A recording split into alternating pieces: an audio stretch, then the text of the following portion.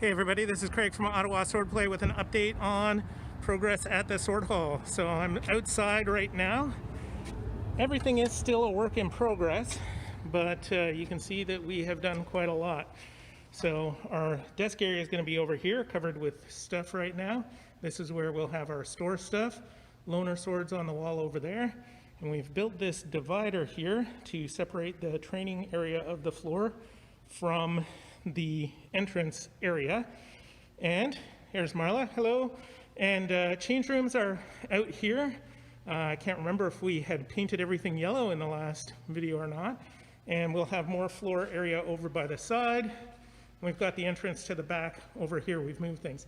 We'll be putting the masks up on the mask rack over there. And the big thing is, I have to back up a little bit so you can see it. We have the entrance over here to the actually training space.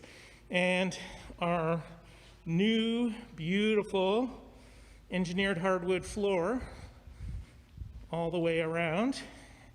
A lot of work putting that in. And we've got instructor gear going up on the walls as before.